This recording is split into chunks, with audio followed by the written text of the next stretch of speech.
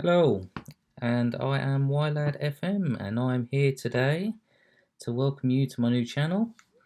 And I am starting out with Chelsea with a quick save before FM 2020 comes out. So, as you can see, I have started just on the home screen, ready to work my way through.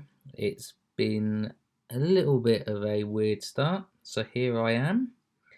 This is me.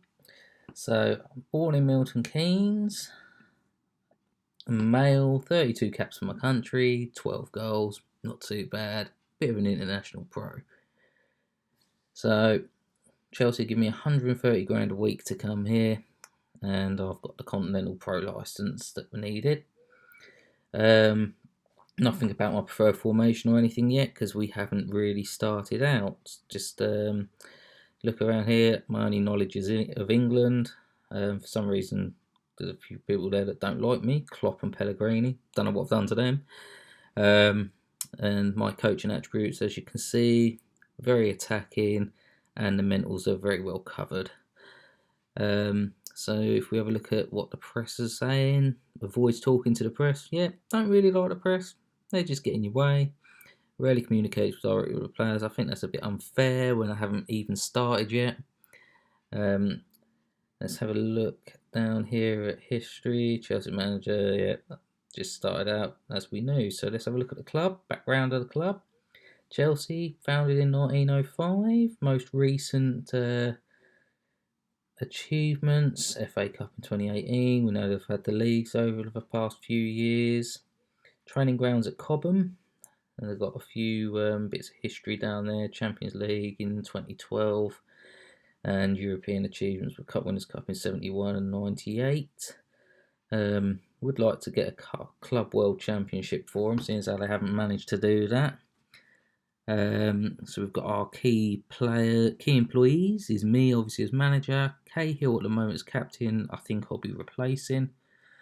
So let's check out the news. Hazard seals a new contract for us. Very important that we got that done. Obviously, didn't want him going to Madrid. Wouldn't want that happening now, would we? So has put pen to paper on the lucrative 4-year deal worth 54 million. And I think that's 54 million well spent. And we're going to keep hold of him till 2022. And believe me, I will be keeping hold of him. So let's have a look what else has been in there. Drinkwater suffered an injury, nothing new there. And our new signing, this is our big signing of the summer. I have decided to bring back Memphis Depay for a fair 45 million. I always felt he's a brilliant player. Not given the chance at Manchester United, not under Van Gaal anyway. So let's take a look at him. Best position as an inside forward, but not where he'll be playing for me. He will be playing a complete forward attack. And looking at these attributes he's got for a complete forward attack, heading not brilliant, but everything else up in his technicals well above them 14, 15 marks that you want them to be. We look at his mentals, anticipation not brilliant, decisions not brilliant, but they're around about what you can afford. 45 million, you know. If I wanted a Messi, I'm looking at 200 million, and I just didn't have it in the bank. As far as physicals go, only thing letting him down, jumping reach. Everything else well up there. And then you've got his tries the long range free kick, so probably make him a free kick taker, and cuts inside from both wings. Seeing as they would be playing on one side of the front three, that's probably going to help. Let's have a look at his history. So, started out with PSV. His most recent club was Lyon, where he last season made 36 appearances and got 19 goals. Certainly looking like the player that he was when he was back at PSV, with 22 goals in 30 games in his last season before United splashed out a 20 million for him. And then it just fell apart. But he's here now. I am hoping that he can make a big difference to our side in going forward. Didn't really have any forward players for ourselves, so let's have a look at the dynamics. So the team cohesion is just average at the moment, nothing really special going on there. Hopefully it's going to improve with matches and everything as it says there. Go across the dressing room atmosphere. We are having excellent dressing room atmosphere at the minute. Players are enjoying playing together and pulling in the same direction. Should have no cause for complaint to anything other than the most serious of issues. Superb. That's just what we want to see. Look at managerial support. It's only good. We do have a number of players that don't get on well with me. Again, I've been in the job a month. I don't know how you can have players that ain't getting on with you. But there's no issues as such in the team. So we just take a look at our medical centre. Just I like this where you can see how much of a high risk they are and to injury, and you can just make the decision on whether you want to put them on hard training or let them go off the training a little bit so they can freshen themselves up. We have a look at our injuries. So current injuries. Let's go back to current injuries here. So we've got Danny Drinkwater out for 6 to 9 days, injured in a 7-1 win over Zenit. We'll go on to that in a minute. Van Hinkel, when you sign up with Chelsea, he's already injured, so can't do anything about that. 7 to 8 months he's going to be out for, so won't be seeing him until after the first transfer window. So, as you can see down the bottom, with 5 results.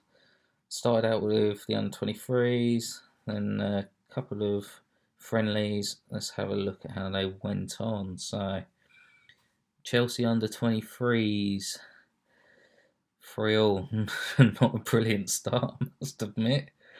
But let's have a look at how the game looked. So, we'll have a look at what we went with and what the under-23s went with. This is the under-23 team.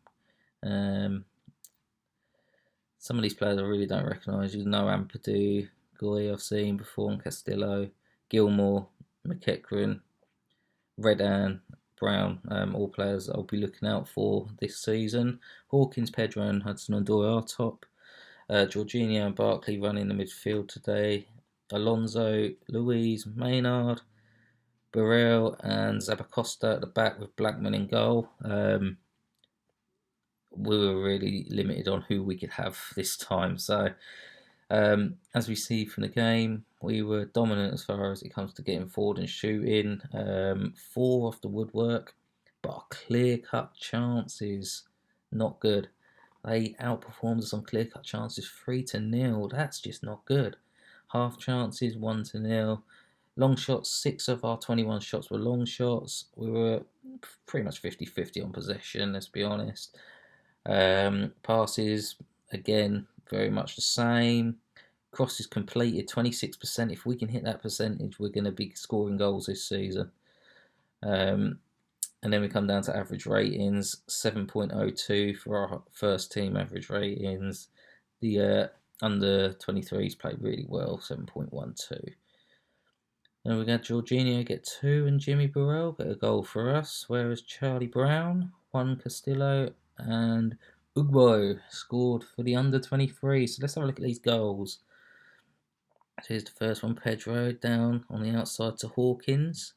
Hawkins gets the cross in, and there's a lovely header from Jorginho to give us the 1-0 lead, but pretty much straight away pegged back. Brown down the left-hand side. Too much open, so far open there, and that is really, really bad. Let's have a look who this is. Jorginho. How did he leave Brown that far open? So we managed to take the lead again. Hudson-Odoi on the right today. Barkley back across to Jorginho, and a bullet from Jorginho from the outside. Fantastic. But again, not able to hold the lead. Redan into McEachran in the midfield. McEachran out wide again, and Castillo finding so much space on this outside. And this time, we're looking at Zabacosta, who should be defending. Not getting the job done. Marcus Alonso with the corner this time, where we took the 3-2 lead. Ball back across David Luiz. David Luiz back into the middle. Nez Burrell just to fire it home. Not much Green could do there. And now Luiz. This is to make it 3-3. Luiz back to Blackman. And I do not know what he was doing here. If we do that this season, we are going to be humiliated. I don't know whether it's just bad goalkeeping or what, but well, it is bad goalkeeping. Let's put it that way. So let's take a look at what other matches were involved in. So the proper friendlies for the season. We started out with Nikita. I don't know how to pronounce that quite correct, but we're going to go with Nikita Unicorn from Singapore. A 2-0 win in this game. Let's have a look at the stats and who we started with. So, started with Blackman in goal today. We then went with a back five of Zaragoza, Ampadu, Goy, David Luiz, and Alonso across the back line. Midfield was Drinkwater and Jorginho. Jorginho had a fantastic game in the last game, and again he did today, as you can see. Redan, Pedro, and Taylor Cross up front. And this time we're lining up against a 4-3-3 formation, and we dominated. 21 shots to their 6. Only 3 off target for us, which isn't too bad. No clear-cut chances again. Not looking good there. Half chances 3. Long shots 8. So probably 1 in 3 of our shots were long shots. Outpossessed. I don't really want that over the course of a season, but we'll try and improve that. Down to, let's have a look at the average ratings, 7.07, so we're above the 7 average rating again for the team. Let's take a look at the goals. So it was Jorginho and Luiz that gave us our goals, even after Alonso was sent off on the 34th minute. So let's have a look at what goals there were. So that starts off Drinkwater in the middle, a nice ball out wide to Zaragoza.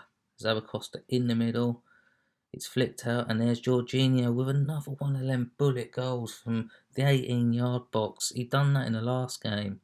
And our second goal, Luiz with a free kick. Well, we know that Luiz can put free kicks away. And that was that for them. So let's just have a look at what we're doing here. Just having a look at the players here. Crossdale, I'm looking forward to possibly getting him into the team next season. Possibly some cup games. Our next friendly was against KV Kudryk. I'm not impressed that we didn't win this game. I'm very, very disappointed actually. If we have a look at the way the game went, the 2-all, let's just take a look at the stats and the lineups of players. So we started out with Green in goal.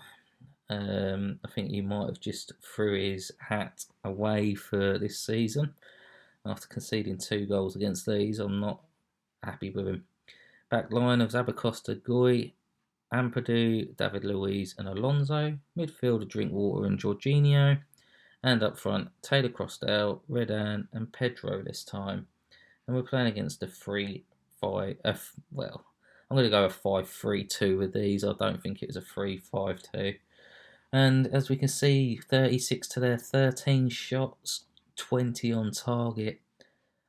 It's not good enough. 1 would work, but again, clear-cut chances. 2 of their shots were clear-cut. None of ours were. 7 of ours were half chances. Only 6 long shots for us, so that's good.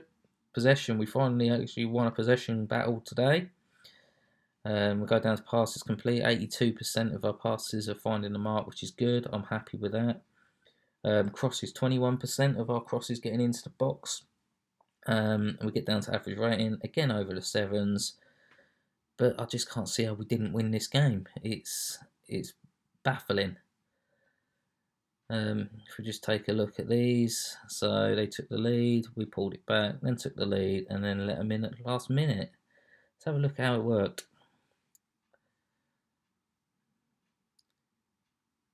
So here's the corner in.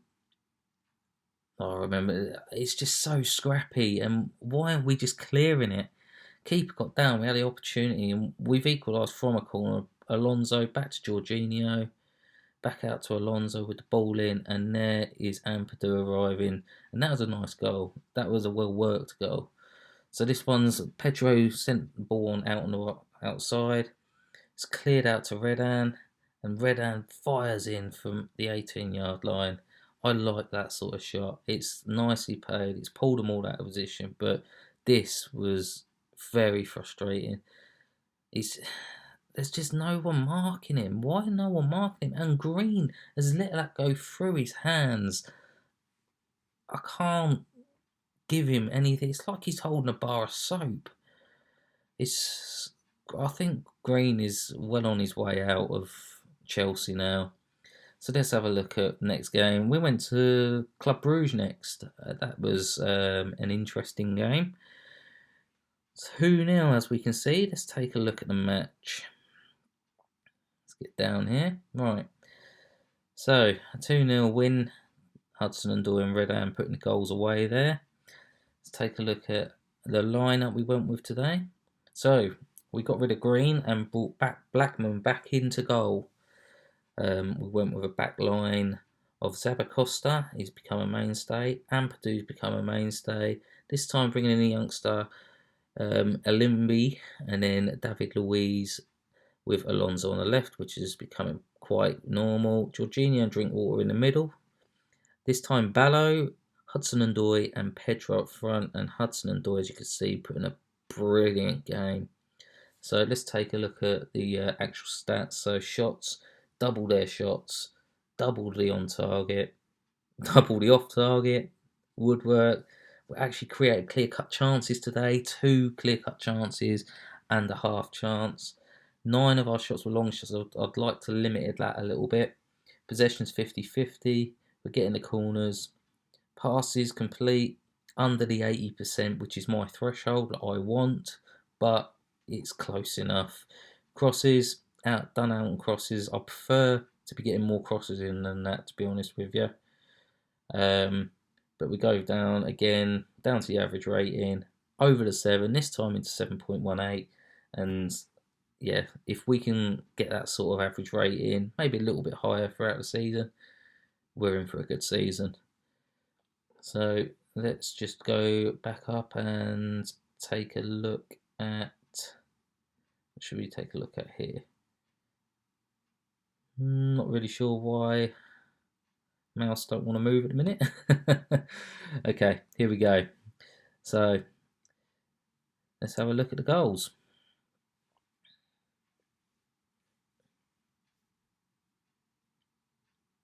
So we start out with Hudson Odoi in the left-hand side of the centre. Into Pedro and a nice 1-2 there for Hudson Odoi to run onto, and puts it away, right-footed, past the goalkeeper. Perhaps keeper should have got to it, but he didn't. And now Pedro out on the left-hand side, trying to go down the left. Ball into the middle to Redan, and another Pedro Redan line up between them. Very nice. That's nice to see. Right, so man of the match, Hudson Odoi, all day long. He played fantastic. He's going to be my backup to Hazard this season. And if he gets it right, he could well be on his way to getting a full-time placement in the starting 11. So next up, Zenit. And as you can see, it's a big one. 7-1 against Zenit. It looks far more even than what the scoreline suggests, to be honest. So let's have a look. We actually got a lot of our mainstays back today, and we made use of it. So we started out with Kepa in goal. We went with our back line of Zabacosta, who's made his name at right back so far for me. And then we went with Rudiger, Ampadu, and David Luiz in the middle. So Ampadu keeping his position with Luiz, but Rudiger brought in, and Alonso out on the left. Jorginho and Drinkwater kept the centre going for us. They've played well together. Drinkwater hasn't really had a great game yet, but he's getting there. And we've got Depay up front now. This is his first game, and Hudson Odoi and Pedro playing alongside him. Interesting formation there. So 21-21 each. As you can see, everything down this match stats seems pretty even until you get to clear cut and half chances where we double up. And I think that's where we've probably won the game, to be honest with you, making the most of what we've got through. And that's what we need to be doing. That's what we weren't doing at the start of this friendlies. Possession outpossessed them as well. 85% on the passing with the better players coming back in, and 8.74 average rating. That is brilliant. Absolutely fantastic, that. And that is the sort of performances I want them putting in this season. I demand my players to be putting in high performances. I don't accept anything less. So let's have a look. You've got these players here for Chelsea scoring goals: Pedro with a hat trick, Alonso with 2, Jorginho with a goal, and Luiz with a goal. So let's take a look at the goals. So the first goal starts out Hudson and Doy in our own half, running through, plays it outside to Depay, into Pedro. That's a lovely ball across to find Pedro, and Pedro and Depay, the outside forwards, linking up well to begin with. Ampadu to Drinkwater here, Jorginho across to Zabacosta. Nice bit of passing here from Chelsea into Alonso, and that rocketed to find the back of the net on his weaker right foot as well. Third goal, Alonso tries to cross in. It's not worked out there. It's pulled back. Jorginho buries from the 18-yard line. Not for the first time in this session. Some fantastic goals coming here on Match of the Day for us. Here's Memphis. Another ball across to find Pedro. And again, a Pedro second goal set up again by Depay's second. And giving away a penalty. I don't ever expect our goalkeeper to be saving penalties. It is a bonus when he gets it. So Zabacosta gets the run on the right wing. And here's Pedro again. We've used that to effect so many times. Just rolling that ball across the back line with Pedro running onto it. And it's working really well. Zabacosta to Depay. And Depay, a ball out wide to Alonso this time. And there's Alonso getting his second of the game. That time on his left foot. And here's Depay off the wall and followed in by Luiz. Quick to get straight on it, and that makes all the difference. Just having a look at a few of our players there, it's amazing. Look at the rating. I can't believe I haven't seen so many 9s come through for a long time.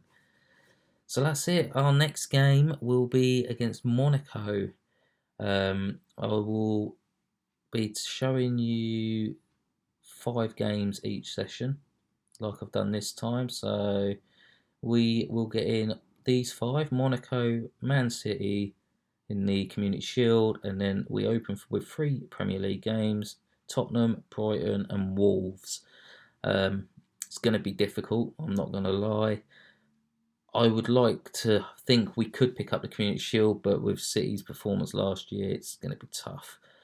As far as the opening games in the league, 7 points I want to take out of that. The Tottenham game will be difficult. As you can see, nothing's going on in the competitions yet because nothing started. Let's just take a look at what the preview of the Premier League is this season and where we're expected to finish. As you can see, expected 3rd place. Quite tight running, I reckon, between Man City, Liverpool, and Chelsea. They're even throwing Spurs into that. They're not really. After that, it starts falling away, but I'm not sure it's going to be as simple as that. To be honest, when I took on, I was thinking top 6 would be an achievement.